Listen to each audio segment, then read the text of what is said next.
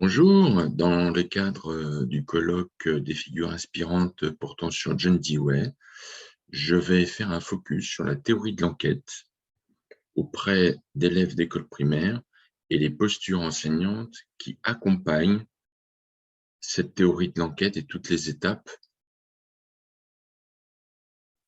Pour ce faire, je vais d'abord me présenter. Ensuite, il y aura bien évidemment un point théorique sur la théorie de l'enquête et les postures enseignantes classiques. J'irai présenter d'autres postures qui sortent de l'enseignement, on va dire, traditionnel.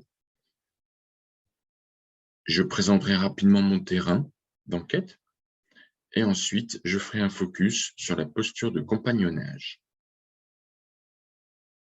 Alors tout d'abord, je me présente, je suis Jean-Emmanuel Maigret, je suis doctorant à l'Université de Lille et notamment au laboratoire CIREL et je suis actuellement en 4e année. La théorie de l'enquête, donc c'est en 1938 que John Dewey a rédigé et présenté cette théorie. Elle se construit en 5 étapes. Tout d'abord, le point de départ est une situation instable, troublée ou confuse. La part émotionnelle rentre en compte ici.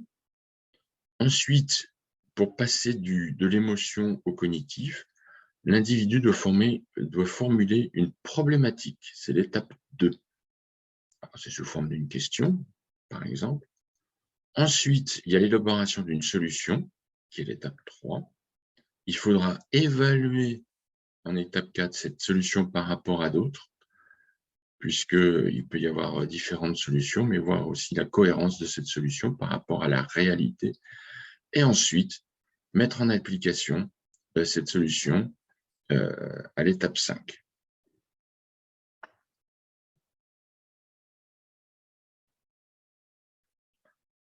Derrière la théorie de l'enquête, il y a des enjeux, et notamment une dimension émancipatrice de l'individu, c'est-à-dire qu'il y a une sorte de lutte contre le hasard et la fatalité. C'est bien pour donner un pouvoir agir à l'individu et aussi l'accroissement de sa liberté dans une action pensée et réfléchie. Posture enseignante. Puisque c'est l'objet de ma recherche, je tente de trouver des postures enseignantes qui accompagnent ces différentes étapes. Alors, dans un enseignement traditionnel, on trouve différentes postures qu'on peut définir comme une organisation de la pensée, du dire et du faire. Alors, les postures qu'on connaît sont celles du contrôle, où tout passe par l'enseignant, c'est une tour de contrôle justement. Il y a le contre-étayage, où l'enseignant peut faire à la place de l'élève pour que toutes les choses, tout ce qui soit rendu soit très bien, soit parfait. Il y a aussi une posture d'enseignement, où l'enseignant structure et divulgue lui-même son savoir. La posture de magicien, où là, il endosse un costume de comédien pour attirer l'attention des élèves. Il y a une posture d'accompagnement, qui est plus sur le questionnement, l'écoute et l'aide auprès des élèves. Et puis aussi une posture de lâcher prise, où l'enseignant fait confiance aux élèves, il laisse faire des choses plutôt sur des tâches simples.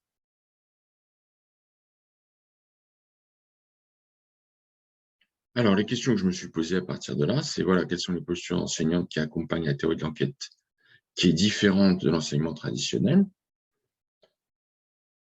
Quel jeu de posture peut se mettre en place que les enseignants peuvent mettre en... Alors, différentes questions à partir de là, que j'ai déjà... Alors, différentes questions à partir de ces choix théoriques. Quelles postures enseignantes peuvent accompagner la théorie de l'enquête par rapport à un enseignement traditionnel? Quels sont ou quel est le jeu de posture mis en place par les enseignants dans cette pratique d'accompagnement, dans cet accompagnement spécifique? Et est-ce qu'il existe aussi des contradictions des postures contradictoires, mais qui seraient complémentaires pour mener à bien une théorie de l'enquête. Voilà les questions qui me poussent dans ma recherche. J'ai été chercher dans d'autres postures. Donc, j'ai celle de l'étayage, celle du guidage, ou encore, et dont je mettrai un focus tout à l'heure, celle du compagnonnage. Alors, pour présenter, je le fais sous la forme de schéma, c'est-à-dire que le guidage, c'est l'enseignant qui est devant. Hein. On a l'image du guide de montagne qui passe devant et qui ouvre le chemin. L'étayage, où l'accompagnant est derrière, et c'est l'accompagné, pour ici les élèves qui mènent le chemin, quitte à se tromper. Et puis on a le compagnonnage, où on marche côte à côte, où on est ensemble.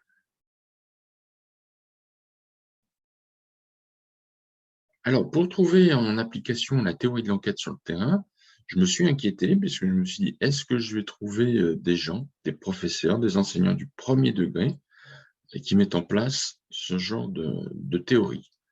Et j'ai trouvé, chez les bâtisseurs de possibles, c'est une association qui, sans le savoir, puisque quand j'ai posé la question, est-ce que vous connaissez John Dewey, certains connaissent, mais c'est pas la majorité. Donc, on retrouve 4 étapes. Tout d'abord, identifier un problème. C'est ce qu'on a vu tout à l'heure. Alors, mener l'enquête, ce n'est pas tout à fait le même sens que la théorie de l'enquête de John Dewey, c'est plutôt chercher les causes du problème. C'est-à-dire qu'une fois qu'on a identifié un problème, on va en chercher les causes. À partir de ces causes, on peut trouver des solutions, imaginer des pistes de solutions et choisir une solution parmi ces pistes. C'est ce que nous avons vu tout à l'heure. Ensuite, il y a la mise en application. Avant cela, c'est la préparer l'action. Ça ne se fait pas comme ça. Il y a toute une préparation. Et ensuite, passer à l'action. Enfin, dernière étape, c'est vrai qu'on n'a peut-être pas insisté suffisamment tout à l'heure, mais il y a bien une partie réflexive, c'est-à-dire on revient sur ce qui a été fait, sur ce qui a été appris, et bien évidemment partager sur la réalisation suite aux problèmes identifiés. Donc, j'avais dit que je ferai un focus sur le compagnonnage. Alors, sur un plan théorique, il y a différents critères. Tout d'abord, l'horizontalité relationnelle entre les élèves et l'enseignant. On n'est pas dans une posture descendante et verticale. La posture autoritaire est mise entre parenthèses. Le savoir, on est à égalité et à réciprocité, où l'enseignant apprend autant que l'élève. Et l'engagement est nécessaire. C'est-à-dire que l'enseignant est partie prenante du projet pour trouver la solution aux problèmes identifiés par les élèves. Et donc, ça se construit au fur et à mesure. Il n'y a pas de chemin tracé par l'enseignant à l'avance.